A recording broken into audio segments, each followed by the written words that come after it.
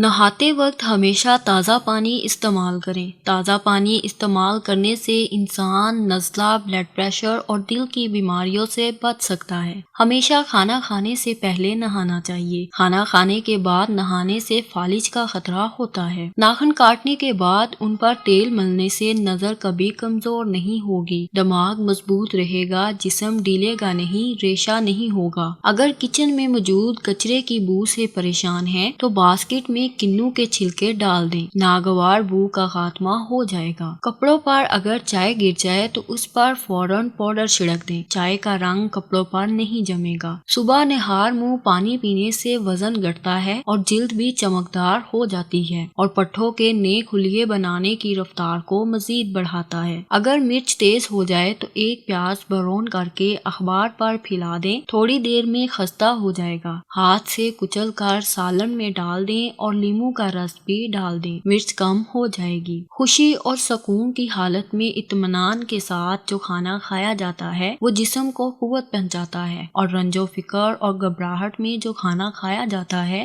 وہ معدے پر برا اثر ڈالتا ہے اور اس سے جسم کو خاطر خواہ قوت نہیں مل پاتی۔ اکثر نمک مرچ والا انڈا بنائیں تو نمک مرچ اچھی طرح حل نہیں ہو پاتی اور نوالے میں کہیں مرچ تیز لگتی ہے تو کہیں کم۔ اس کے لیے اگر ایک چمچ دودھ میں نمک مرچ حل کر کے پھر اس میں انڈا بیٹ کیا جائے تو نمک مرچ اچھی طرح حل ہو جاتی ہے اور انڈا بھی مزے کا بنتا ہے۔ نمک اور شہد سے دانت صاف کیجیے، دانت چمک اٹھیں گے۔ مونگ پھلی سے کینسر سے بچاؤ۔ مونگ پھلی میں قدرتی طور پر ایسے اینٹی آکسیڈنٹ پائے جاتے ہیں جو غذائیت کے اعتبار سے سیب، گاجر اور چقندر سے بھی زیادہ مفید ہوتے ہیں۔ مونگ پھلی میں پایا جانے والا وٹامن ای کینسر سے بچاؤ اور قدرتی فولاد خون کے نئے خلیات بناتا ہے۔ مونگ پھلی حاملہ خواتین کھانے سے گریز کریں، اس کے زیادہ استعمال سے خشکی ہو جاتی ہے اور یہ الرجی کا باعث بن سکتی ہے، لہٰذا حمل کے دوران مونگ پھلی کھانے سے گریز کریں۔ روزمرہ کے کھانوں میں گاجر، مولی، سلاد کا استعمال زیادہ سے زیادہ کریں کیونکہ ان کے کھانے سے آپ کی نظر تیز ہوتی ہے۔ اخروٹ دماغ سے مشابہ ہوتا ہے، اس لیے اخروٹ کھانے سے سیدھا دماغ کو طاقت ملتی ہے۔ مکھن کے ساتھ ادرک کھانے سے بلغم ختم ہو جاتی ہے۔ چہرے کا میک اپ اتارنے کے لیے کسی کریم یا بلیچنگ ملک کی بجائے اگر کچا دودھ استعمال کیا جائے تو اس سے چہرے کا میل بھی نکل جائے گا اور جلد بھی نرم و ملائم محسوس ہوگی۔ بعض اوقات تیز گرم چائے کا گھونٹ بننے سے یا گرم چیز کھانے سے زبان جل جاتی ہے، اس کی جلن کم کرنے کے لیے 2 کیلے کھا لیں یا تھوڑی مقدار میں دودھ پی لیں۔ اگر دودھ تھوڑی دیر کے لیے منہ میں روک کر رکھا جائے تو اور بھی زیادہ فائدہ ہوتا ہے۔